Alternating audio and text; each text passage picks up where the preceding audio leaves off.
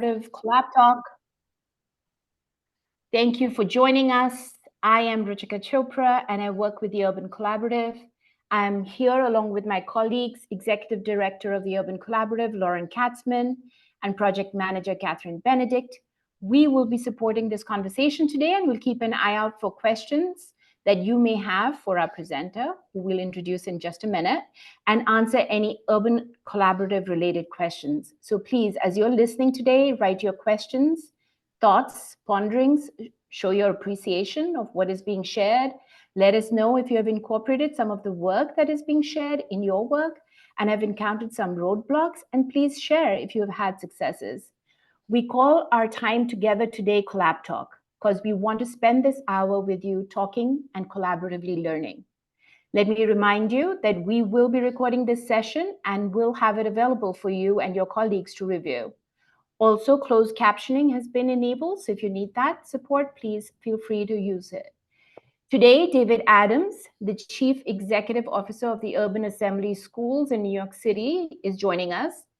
He started with the Urban Assembly in 2014 as the Director of Social Emotional Learning, or also referred to as SEL, where he created the Resilient Scholars Program, a unique approach to integrating SEL into curriculum and classroom practices across the Urban Assembly network.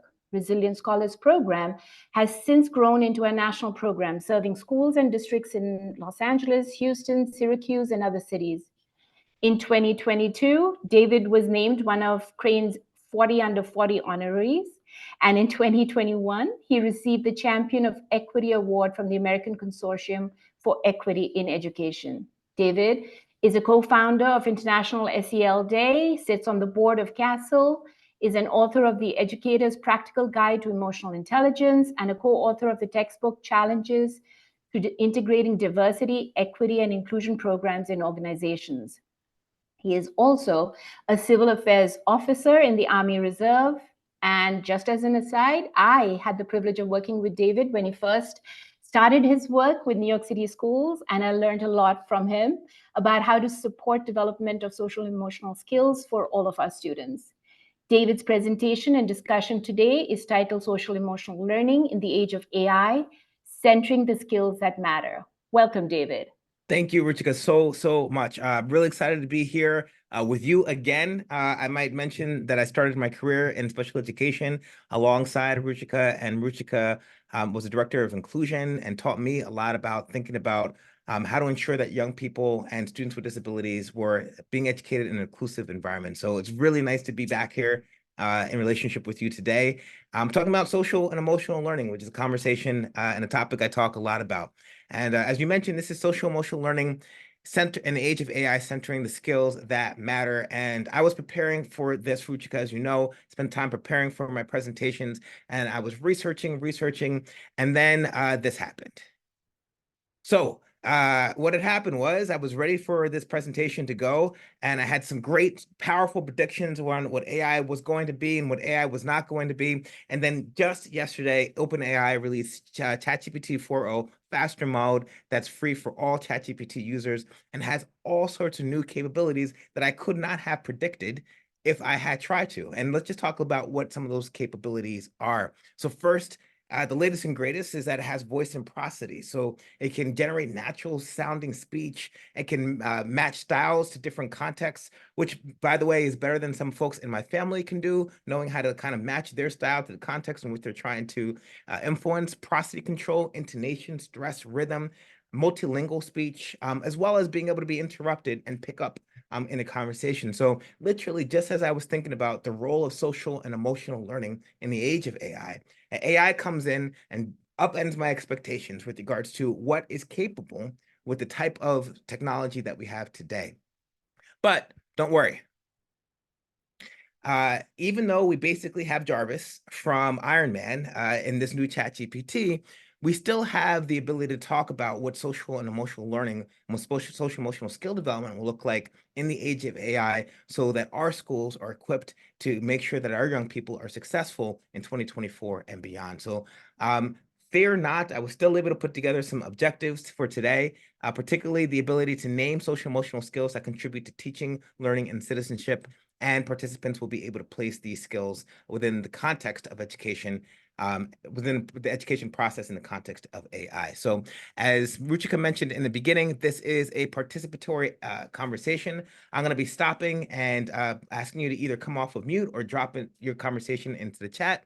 And we're going to be in communication today. We're going to be in collaboration today, which means we're going to be practicing our social and emotional skills to think about social and emotional skills in the age of AI. But before we get to there, let me tell you a little bit about the Urban Assembly. So we are a nonprofit that is promoting economic and social mobility in young people by innovating in public education. We have 22 schools here in New York City that are designed by the Urban Assembly, and we offer solutions in social emotional learning, post-secondary readiness and success, and instructional quality. And that is a little bit about who we are and how do we do that. So we have 4 strategic priorities that we care about. Number 1, we make things work. We identify generalizable problems schools face and develop scalable tools to address them. Number 2, we find out what's working, track program metrics, and determine drivers of our success in partner schools. And number 3, we scale what works. So we think about what's working in our schools and beyond, and then we make sure that there is opportunity to maximize those programs for everybody. And then we work together. We partner with stakeholders like Ruchika in order that share Urban Assembly's values and missions to improving public education to bolster our impact and enhance unity of effort.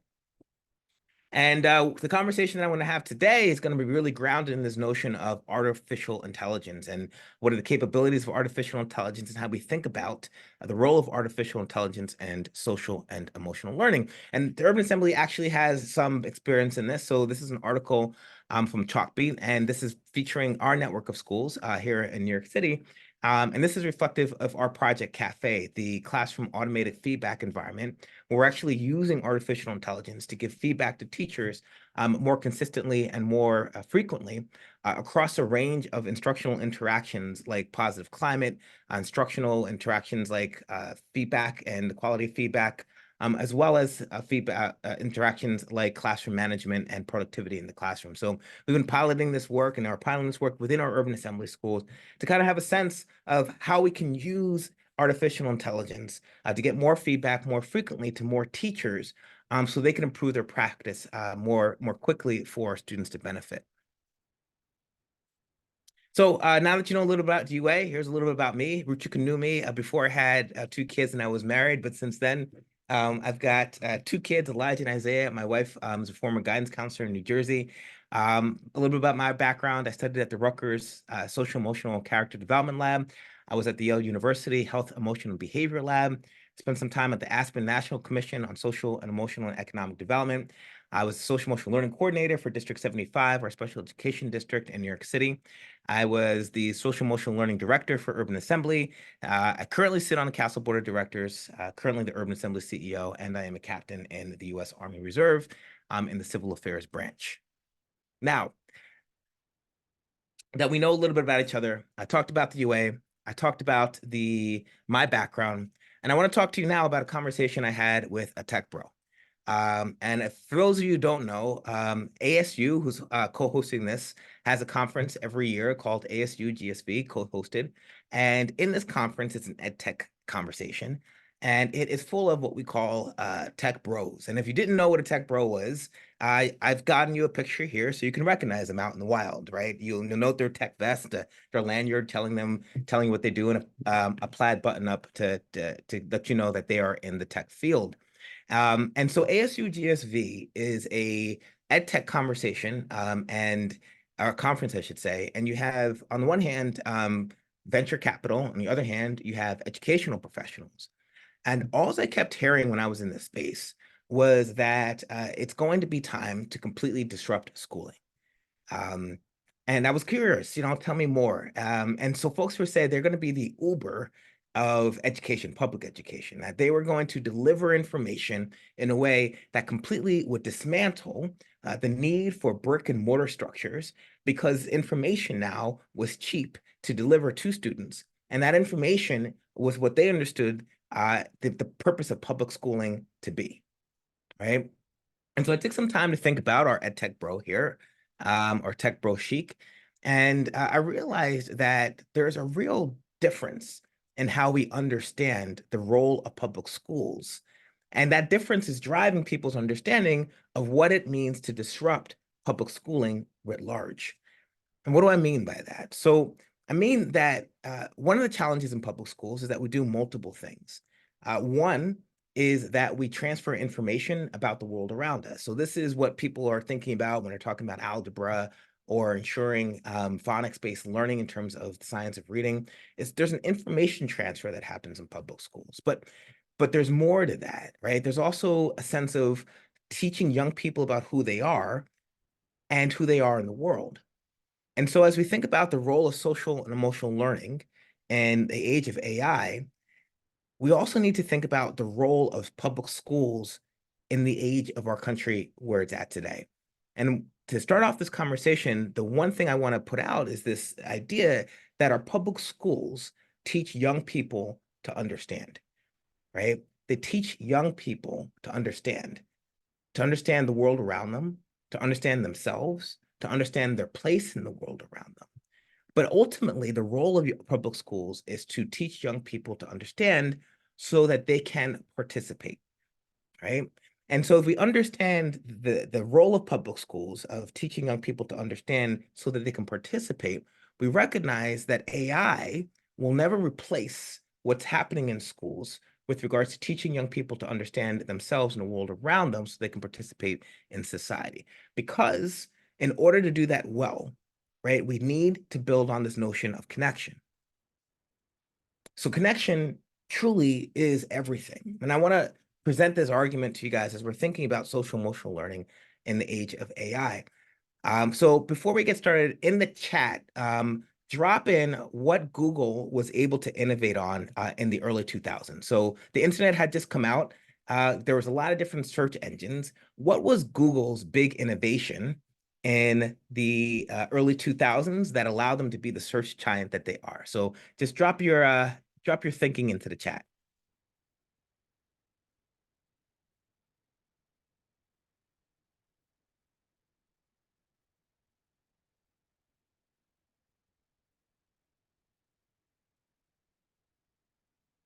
All right, so Mary Carmen talked about access to information on the internet, and that was a key thing. So this notion of access. Kelly Allen was a little bit later, and she was like email. I remember Google for email. I respect that. I guess I had Yahoo or Hotmail when the computers just came out. Adam's getting a little bit more specific. Search engine that provided the most accurate results. Great. Laura talked about Chrome's algorithm made searches better, getting closer to what we're talking about. And then Victoria talked about a suite of resources. Chris was talking about the ability to monetize advertising. And Daniel's talking about making search relevant by using new metrics. So let's just sit with Daniel's understanding, because I think Laura, Daniel, Adam, you're getting close to what we're trying to talk about here, right? What made Google Google, because there was many search engines at the time, including places like Yahoo, is that Google was able to identify what websites pointed to other websites, right? What websites pointed to other websites. And they used an algorithm that helped rank relevance in terms of search results in a way that allowed us to get more accurate understanding of what it is that we were trying to search for, because it had an algorithm that said other people are also linking to these websites, so we are able to determine they're of higher quality, right? So this connection that Google thought through allowed us to understand the internet. And this is important because on the right-hand side of my slide here, you can see in 1949, this guy called Daniel O. Hebb also had an insight. And he identified within the human brain that when an axon of cell A is near enough to excite cell B and repeatedly or persistently takes part in firing it, some growth or process or metabolic change takes place in one or more both cells, such that A's efficiency as of the B cells firing is increased. And so coming together, right, the observation is that neurons that fire together wire together. And that is how we learn in the human brain. Essentially, as information comes through and activates neurons, the neurons that are activated together start to fire together, and we start to develop a neural network which helps understand or increase our understanding of a phenomenon or event. And that's really similar to how Google thought about connections, because Google identified that relevant connections were talking to each other, and our brain neurons identifies that relevant connections are talking to each other. And on the bottom left here, you also have this opportunity to look at how deep neural networks work in artificial intelligence, where you have inputs from the world, either images or texts or songs or things like that, right? That are then coded into the neural network, that relationships are formed either through humans giving feedback as to what the relationships are. This is a cat, this is a dog, this is a mountain, and that can start to predict effective output. So for each of these areas, connections is what leads to understanding. It's connections that lead to understanding. And that's going to be really important, understanding why social emotional skills will continue to be at the forefront of what it means to learn in 2024 and beyond, even in the age of AI. So to make this simpler, interactions drive connections. Interactions drive connections, right? The way that neural networks work in AI is by being fed huge amounts of information that then lead to the AI being able to make connections between words or images that then lead to a sense of understanding, so that the AI can interact with people in a way that reflects a sense of understanding. In the same way that young people, as they're going through their lives, are interacting with the environment around them, and the cells in their brain called neurons are firing in response to these interactions and developing neural pathways, strengthening certain neural pathways, weakening other neural pathways, until around age 4 or 5, where there's some pruning happening, and then age around 16, 17, where pruning happens again, and the neurons that have not been utilized fall away, and the neurons that have been utilized the most are strengthened and help young people develop the schemas that they bring in to understand the world around them. So the key things from these two slides that I want to demonstrate to you is that connections drive all learning. Connections drive all learning, and the way that those connections happen are through interactions. And we interact in learning with content on the bottom left. We interact with ourselves on the right, and we interact with each other in order to understand ourselves and the world around us. So the first question people ask me is that, Dave, do you think we will no longer need schools or tech bros because we're going to be disrupted? And the answer is no, because just like AI needs information in order to drive connections, and the human brain needs interactions in order to build neural pathways, we will always need content or information in order to train our brains to reason effectively with ourselves and with others. So on the top left side here, this question of what we interact with matters. We as humans need a basis of information or content to interact, so that we can drive understanding in the same way neural networks that are AI need a basis of information, and they scrape the entire internet for their basis of information. Everything from Google to journals to R.L. Stine, Goosebumps books, to the Mary Shelley from Frankenstein, right? In order to get a sense of how to predict the world around it in terms of what AI is looking at. So on the left-hand side, we interact with content. On the social emotional side, we interact with ourselves and we interact with others. And when we're thinking about the purpose of schools, when we're thinking about what we're trying to accomplish in schools, to the extent that we interact with content, right, there are going to be some new ways that we think about how content is delivered and how humans solve problems as a result of our ability to think through how to process information. When we think about on the right, how we interact with ourselves, we're going to be thinking about, okay, well, how do we understand our emotions? How do we understand how to motivate ourselves? How do we understand how to set and achieve goals? And when we interact with others, we think about things like, how do we resolve conflict? How do we work in groups? How do we understand our place in the world around us? And when we think about the purpose of education, we're thinking about all three things: how to understand the world in terms of content, predict the world around us, how to understand ourselves, predict ourselves and problem solve in that context, and how to understand others. What is our place in the world, and how do we see ourselves in it? So interactions drive learning. And even in the age of AI, interactions are going to be the key learning aspect of how people gain knowledge. And I'm going to talk about social and emotional learning here in that same context. First, when I say social and emotional learning, I'm going to use learning here as a verb, all right? Learning about the social and emotional domain of functioning, not necessarily as a noun. Some folks say, hey, I'm doing social and emotional learning. I'm doing a social emotional learning class. I want to use social emotional learning in the same way I would talk about physical learning, physical education or physical learning, or mathematical learning, right? A process by which young people and adults have the ability to display competencies in self-awareness, recognizing who I am, what I need, and how I feel relative to the world around me. Self-management, managing my behavior in pro-social ways. Social awareness, demonstrating an awareness of the role and values of others in the greater community. And social management, interacting with others in meaningful and productive ways. So let me just take a second here.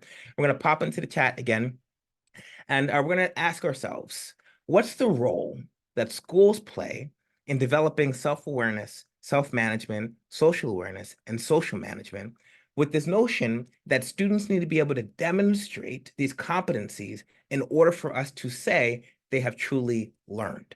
All right, so let me just ask that question again.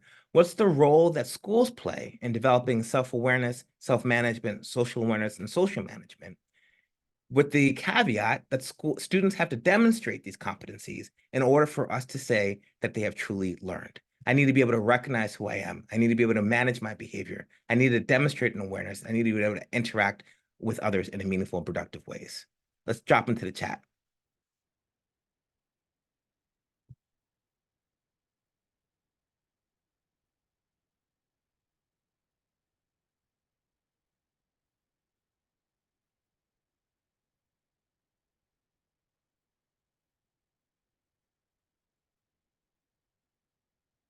So Leslie is saying the role is small. Schools play a small role, addressed by programs, not a way of being. Chris is saying tier 1, school, classroom service projects. Mary is saying that they provide curricula and peer-to-peer socialization. Their impact is huge. So she's disagreeing with Leslie, saying a school's impact is huge in ensuring that students can demonstrate social and emotional competence. All right, we have a couple people popping in right now. Marina is saying that the role of these social emotional skills is to contribute to a positive school culture and climate. Lisa says she agrees with Chris. MTSS, tier 1, tier 3. Hillary says schools play a role where they can embed opportunities for students to apply different schools embedded within the school day. Adam, addressed in parts but not in whole. Victoria says schools play a large role, from climate and culture to explicit instruction. And we'll take a couple more here. Cassie's saying collaboration with families. The school has a large role, as our goal in school is to prepare students, to prepare learners for life after school. Great point. Nicole saying schools are supposed to help schools develop, the students develop the skills, but it's inconsistent. Julie Ma, my good friend, says that to allow for students to have a safe space to safely learn and to learn what other alternatives to experience, what learning can be applied to different individuals in the school, connecting academic learning and problem solving. Let's go 2 more. Stephanie's saying, I think the impact is huge as well. Schools is where students gain an understanding about how to exist and interact with society and be part of community. And Lisa is saying, it's also modeled, whether we want it to be or not, by the adults. Ruchika, would you pop off of mute for a second? Yep. How do you respond to some of these comments? How do they resonate with you? I think most of them resonate with me because I think for me, schools provide that place for us to reflect, both for adults and students, reflect on who we are, and help interact, as someone said, interact with each other, but also problem solve. So Yeah. somebody had used that word about problem solving, right? And about how schools provide us with that space, which then lead to us to reflect and then become self-aware, manage ourselves, and and our interactions with others. So I agree that schools play a huge role in being able to do that. I agree with you as well, and as I was talking to our tech bro, I don't know that we can replace the function of schools and creating spaces and opportunities for students to interact with society and be part of their community, as Stephanie talked about, right? And you're going to hear me talk a little bit about this. And I know, Ruchika, coming out of the inclusion space, this is always something very, very important to you, right? Having students with disabilities interact with other people and feel like they had a place in society. Do you want to just speak to that for a second as we think about what these specific social emotional competencies look like? Right. I mean, if we were all isolating ourselves as we did, some of us did during COVID, right?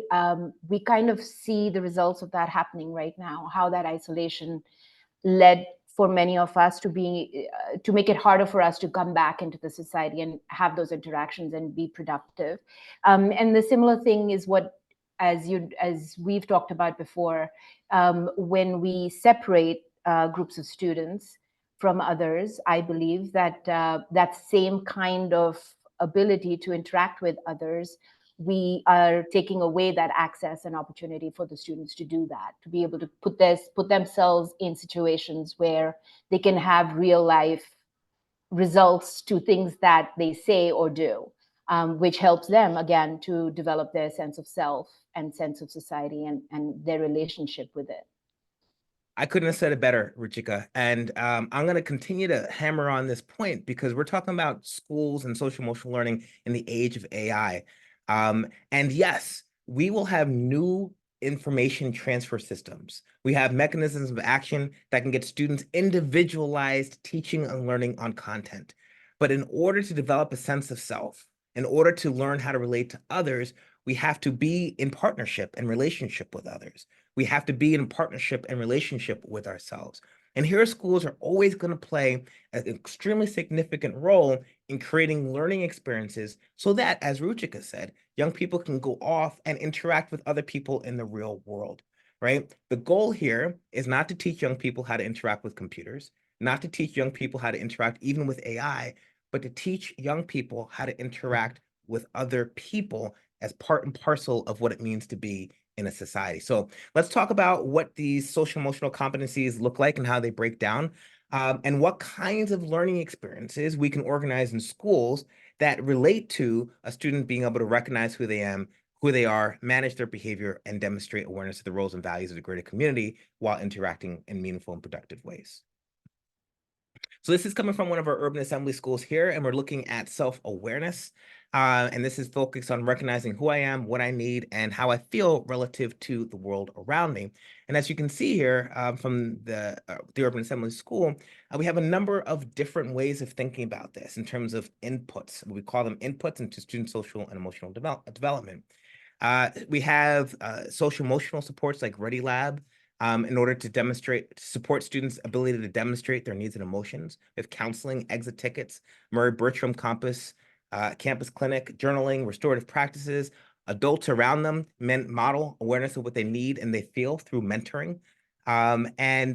Students demonstrate awareness of their personal traits and opportunities for growth through curriculum.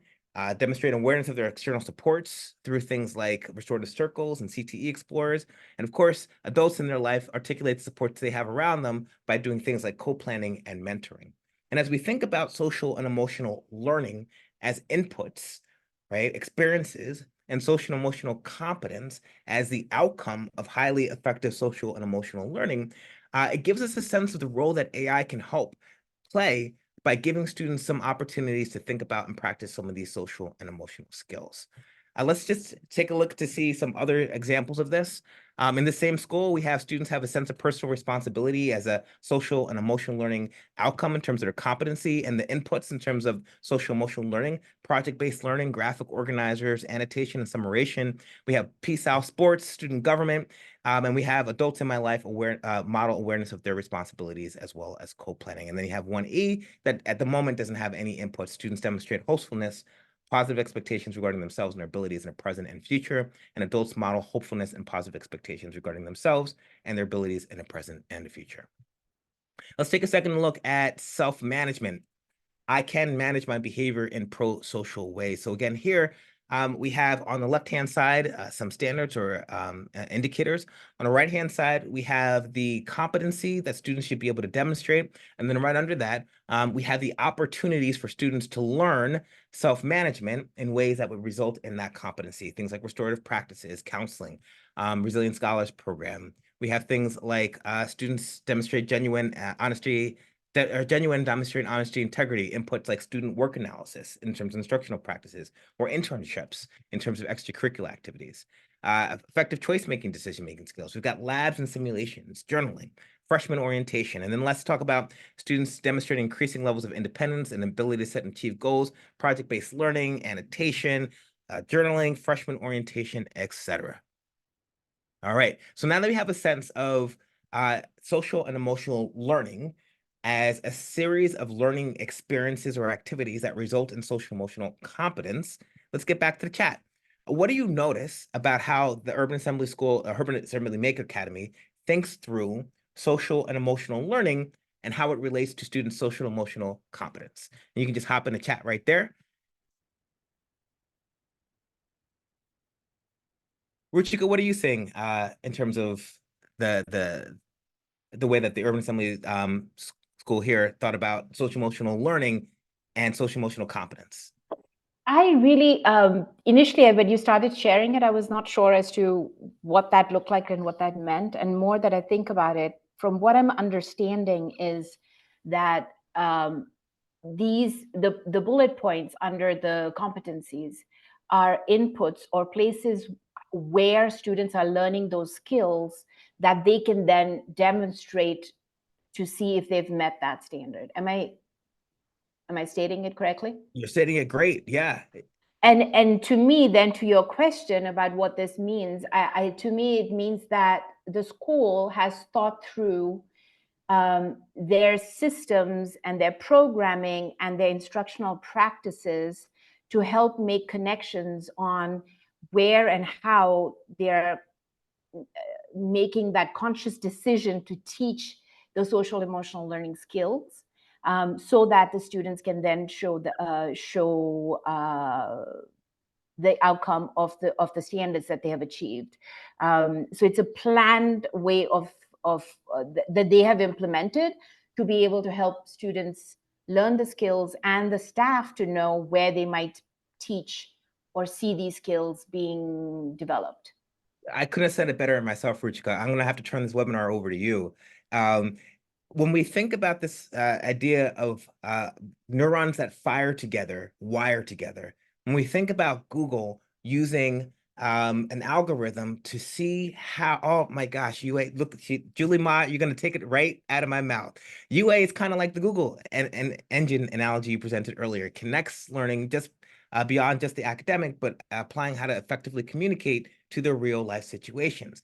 This idea of connections matter, right? Learning happens through connections. So if we can help schools make connections between the activities they're doing and the social emotional outcomes that students are displaying, then we're going to help teachers and students learn social and emotional skills, otherwise articulated as engage in social and emotional learning. Thank you, Julie, for that contribution in the chat.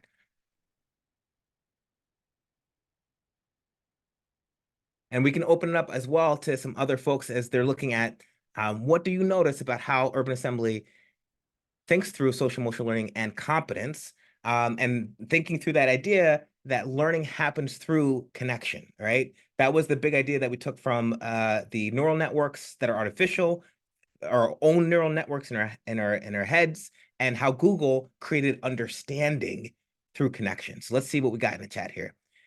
Mary says, additionally, schools placed them within a tiered level of support, offering behaviors to display that they demonstrate what they are learning. And Ruchika, what Mary's saying here is really important, right? Because it's essentially the only way to know somebody is learning is to see a shift in behavior, right?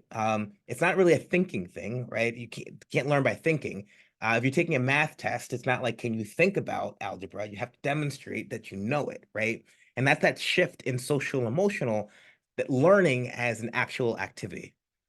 Daniel's saying that there are opportunities for adults to model relevant SEL skills. So it seems there's a conscious effort to build an independent community. Yep. And then Lisa's saying there's a strong connection between SEL as a skills of competencies, just like academic skills. Learning happens through connections, POW, in relevant ways and takes time. So I believe that the number of years indicated is intentional. So thank you, everybody, for these comments in the chat. Victoria is asking, are these SEL state standards? They're derived from the CASEL standards. We're using them as a framework. But they are urban assembly kind of standards that are derived from the CASEL space. So let's get back to this space. So another tool that we use at the UA to think about the relationship of social emotional learning is this tool here. So after they completed that SEL scan, we have an opportunity to really be specific, right? Because again, it's not just about naming things, but it's about making connections between the social emotional outcome and the domain that the school is operating under in order to support that social emotional outcome. So here is another sample of the Resilient Scholars portal, and you have the tier type universal domain, extracurricular activities. We have 5 domains: adult SEL, social emotional supports, instructional supports, behavioral supports, and extracurricular activities, length of time, and then data collected. How do we know that it's working? And again, as we're thinking through this example, I want us to focus on this idea that learning happens through connection, right? Interactions drive learning outcomes, all right? And then you have an example of student government. Students engaging weekly to promote positive school culture and ensure student voice is present in school-wide decisions. And then there's some specific kind of how student government should result in either promoting SEL, directly teaching it, or reinforcing SEL. And then same question in the chat here. How do you guys, here's an example here for co-planning in terms of adult SEL. What do you notice about how urban assembly schools have thought about the relationship between an activity and their social and emotional learning outcomes? So we have an example here for student government that's student facing, and we have an example here for adult SEL that is adult facing. And you can just drop it into the chat. What do you notice? And how does that relate to this notion of connection? Ruchika, you got something for me? I do. Let's go. I was waiting. I was like, wait, is he going to call on me again? I am certainly going to.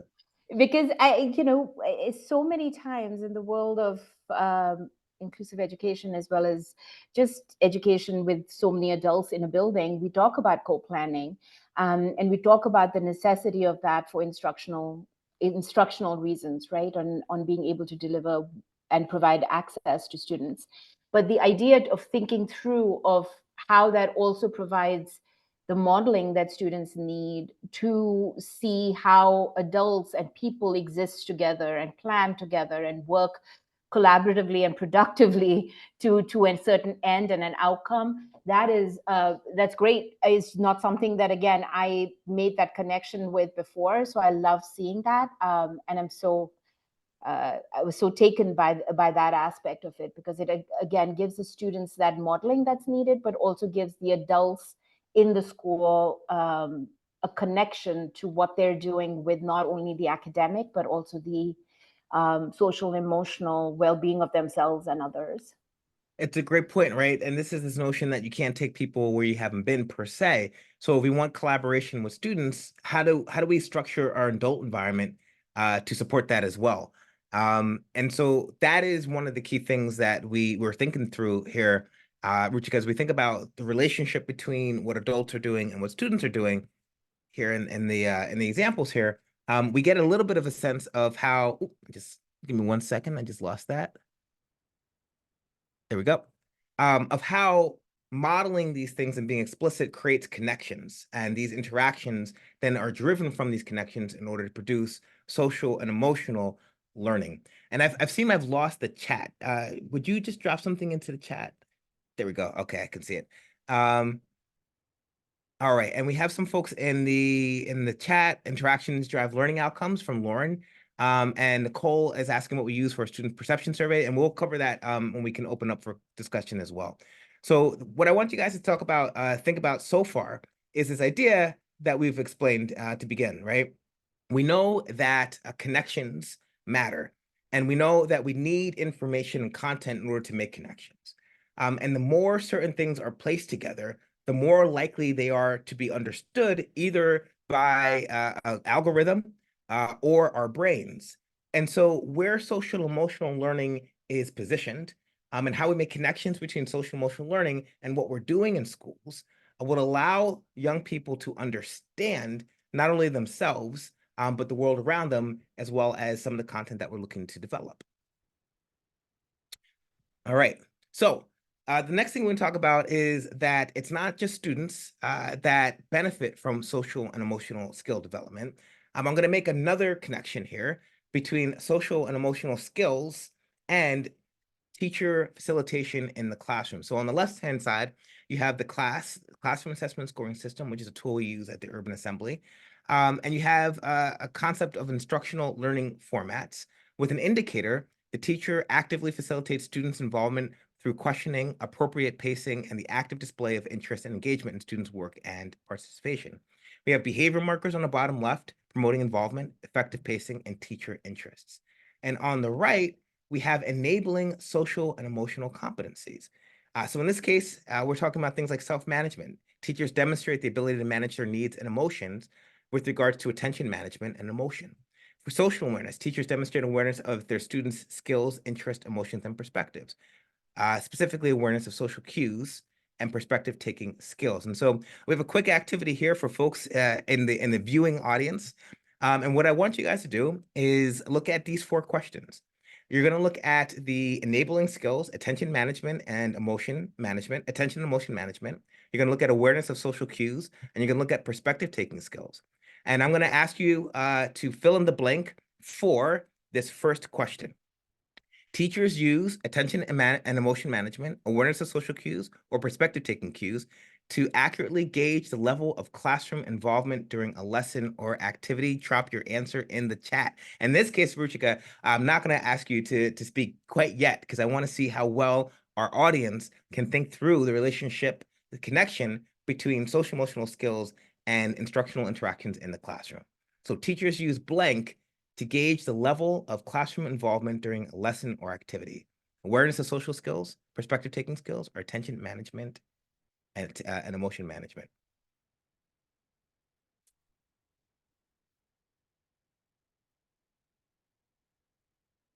All right, Mary is out the queue here with attention and emotion management.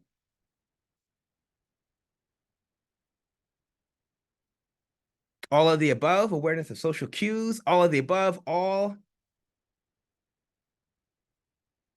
I'll take 2 more on this one. All of the above.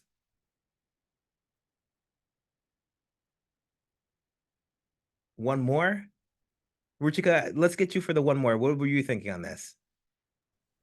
I was actually thinking of specific activities that the teachers would do to gauge the level of classroom involvement during a lesson or activity, to gauge the classroom's attention, like, when teachers say, raise your thumbs up if you like what I said, or, agree with what I'm saying or disagree. So I started thinking of actual activities that would allow me, as a coach, as a leader, to go in and be able to see, is this happening in the class and is the teacher using it? I completely went a different way, yeah. No, that's great because like what you were doing is making the implicit explicit. And while our folks in the audience are right, a lot of these are a lot of these social emotional skills are activated to gauge the classroom involvement during a lesson or activity. The number one social emotional skill that a teacher would need, absent activities like thumbs up, is awareness of social cues. So paying attention to whether our students have their head down, whether or not the students are head up, whether or not they're sighing, whether or not they're gonna like toss a desk, if you were, yeah. So in this case, the connection with regards to social emotional skills and teaching is that awareness of social cues helps teachers to gauge the level of classroom involvement. I'm gonna do one more example of this. Teachers use blank, attention and emotion management, awareness of social cues, or perspective-taking skills to manage their affect to appear consistently engaged in student outcomes. I think I cut that last piece off.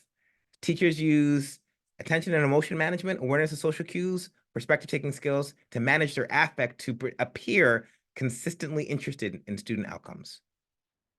And we all know sometimes appearing is half the battle. All right, Lauren Katzman came in number one, attention and emotion management.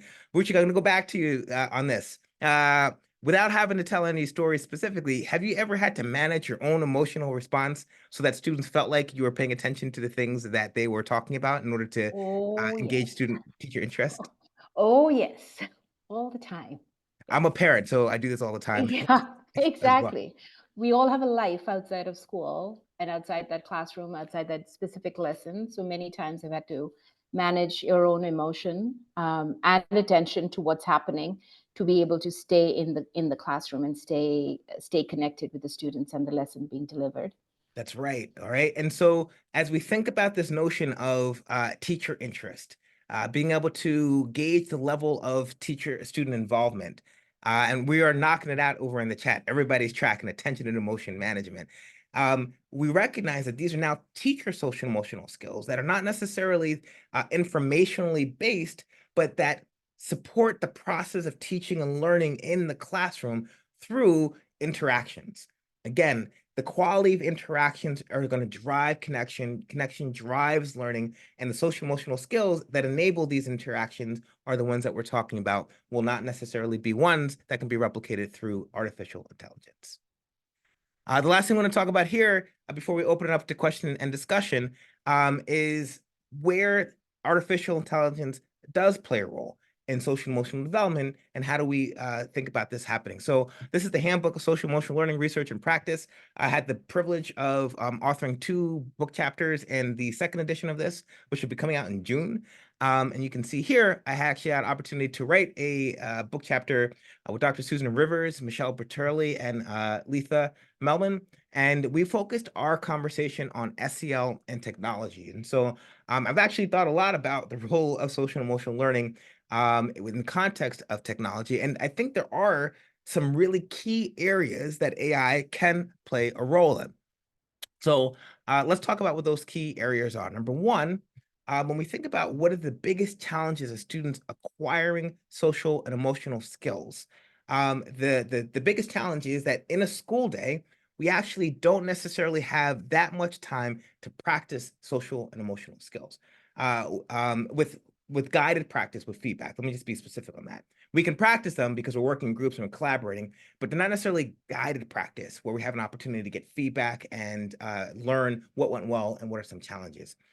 So the first thing I want to talk about as we think about AI and the role of AI is how might AI give us opportunities to practice social and emotional skills with low intensity, right? With very little stakes. So a lot of times when we practice social emotional skills, I feel frustrated when you yell at me somebody's yelling at us, right?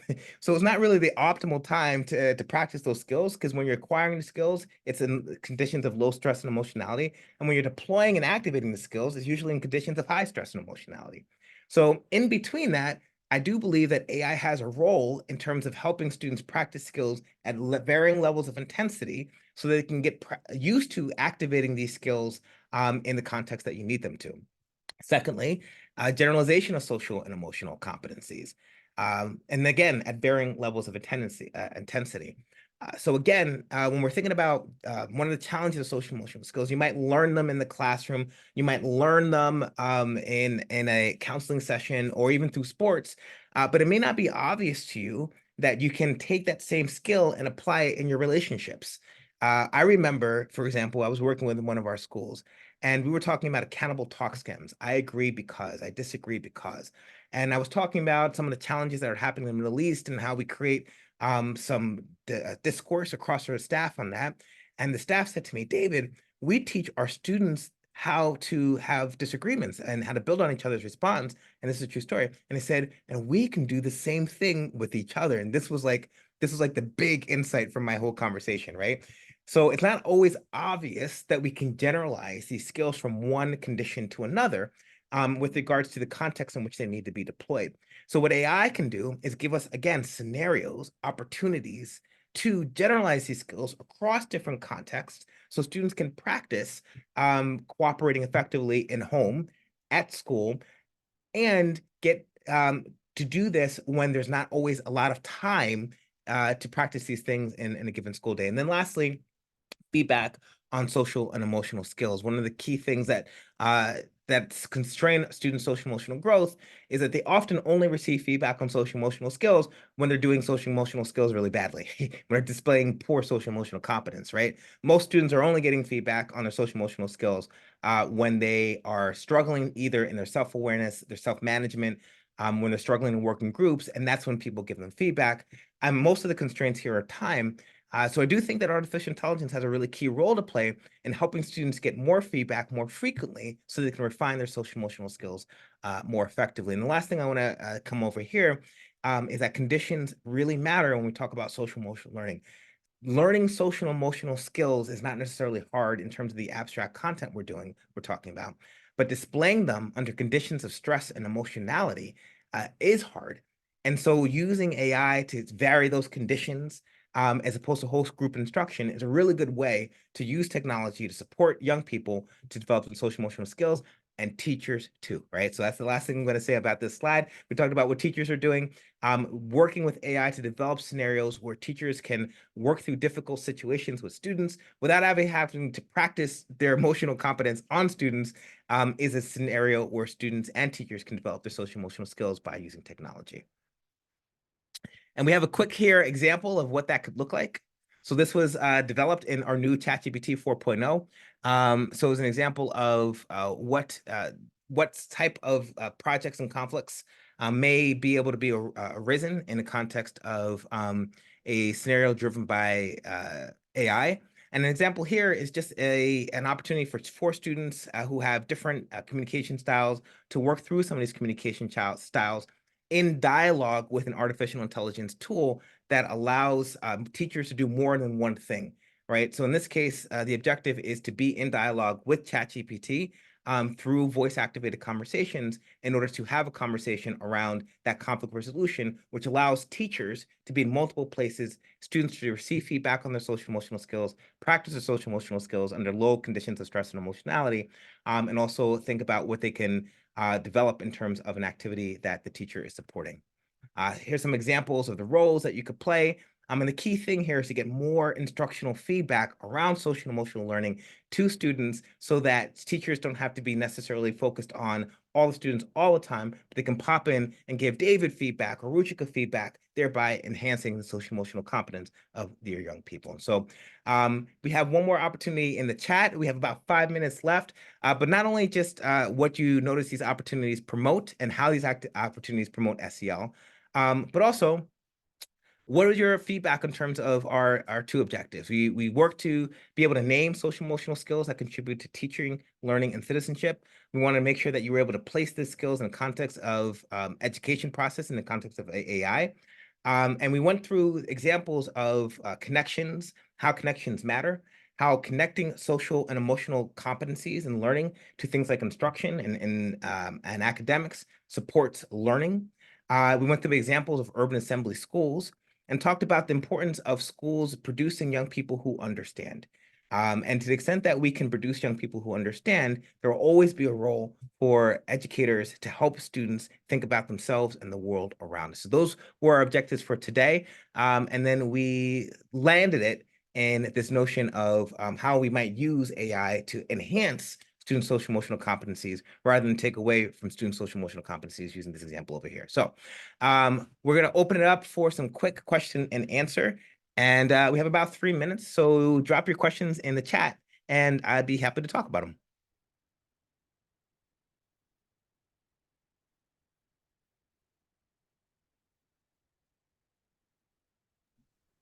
At this time, even if you just want to unmute and ask the question, that's fine too, just because of time. If you have a question, I know that there were a couple of them that we didn't get to in the chat, which we may not have gotten to at that time, but now you might be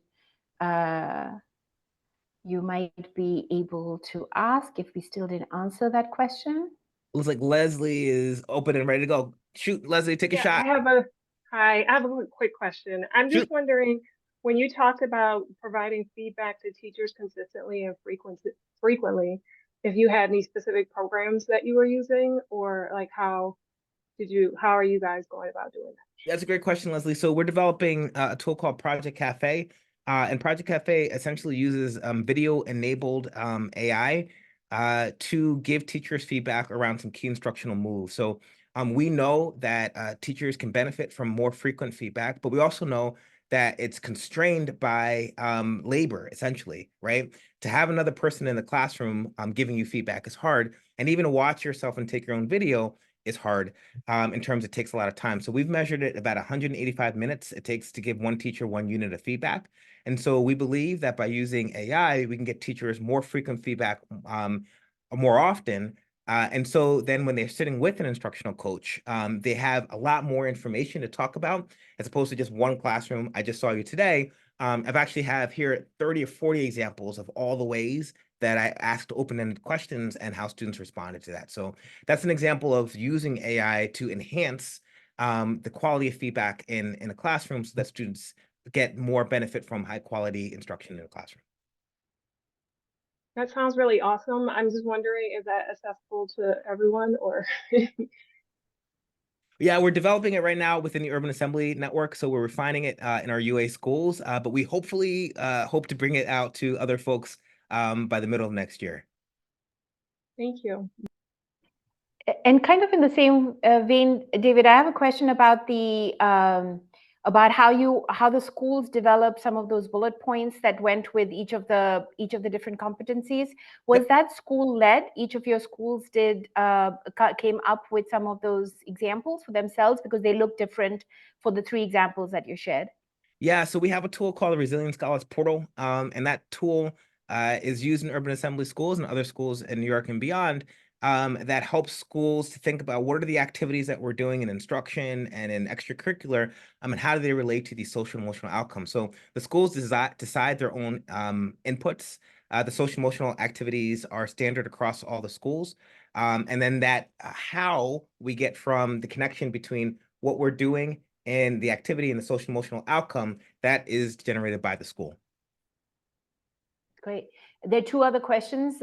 Nicole, Nava, Nicole, and Mary asked. One was Nava was asking about the student perception survey and when all you administer it, and so around that. And if you want to take that first before we get to. Yeah, so Nicole, the Urban Assembly is a nonprofit, and we partner with New York City Public Schools. So New York City Public Schools uses the Panorama Schools Perception Survey, and that was listed as a data point for thinking about how well students are developing their social emotional skills. So it typically happens towards the end of the year, and only happens once a year in New York City Public Schools. So that's how that works in New York City. And I see Mary's question, any suggestions for neurodivergent students who struggle with reading, attending, or comprehending text, especially students that struggle with managing their emotions? Yeah, so it's a great question, Mary. And one of the key things when Ruchika and I were working together in District 75 is recognizing the social and emotional dimensions of learning, right? So by teaching young people how to recognize their emotion in terms of self-awareness, and starting to recognize their displays, their physical displays of their emotions, we can help young people recognize when they're feeling frustrated, how their frustration tolerance is impacting their willingness and ability to learn, and then give them feedback around coping mechanisms going from self-awareness to self-management so they can engage in higher quality self-directed learning. We know that folks who are neurodivergent often have social and emotional challenges as well. And a lot of that is because the challenge of reading or the challenge of learning bleeds over into the social and emotional domain. So in that case, awareness, understanding what our emotions are, and then managing them towards a goal or a task doesn't just help the student develop their social emotional skills, it also helps them academically engage in a rigorous task. Thanks, David. I'm going to just thank everybody here, and then we can stay on for a little bit afterwards if there are some. And David, if you want to look at the chat and see if there's some questions you want to that you didn't get to answer. But I do want to thank you all for your time. We hope that you are all leaving today thinking about next steps in moving this work forward. As we shared in the beginning, we will have the recording of this session available to you, and you're welcome to share this with others. You're also able to view this recording along with our other podcasts, Zoom meetings, webinars, and other helpful resources on our website, urbancollaborative.org. Also, a reminder, next week at the same time, we will be joined by the Chief Officer of Special Education and Student Supports from Greenwich Public Schools, where they will address the specific systematic district approaches that Greenwich Public Schools has taken to reduce disproportionality in their schools. You can register for this collab talk by going to the link that I believe is going to be put in the chat, or by going to our website, urbancollaborative.org. We will also be sharing later this month a webinar created by the Director of SEL Implementation for CASEL. Thank you, David, for connecting us with them, where they will share SEL implementation strategies that have been used by some other districts. So David talked about urban assembly schools. They'll be sharing some other examples. Watch out for that. And we are having a fall meeting in November in New York City. The Urban Collaborative is having a fall meeting in November in New York City, where if you join us, we might be going to some of the urban assembly schools, right, David? Absolutely. Where we might see some of this in practice. We want to thank David Adams from Urban Assembly and all of you for joining. Thank you, and see you next time. And if people want to stay on and talk for another couple minutes, feel free to do so. Thank you, Ruchika. Thank you, everybody. Thanks, David. Thank you, David.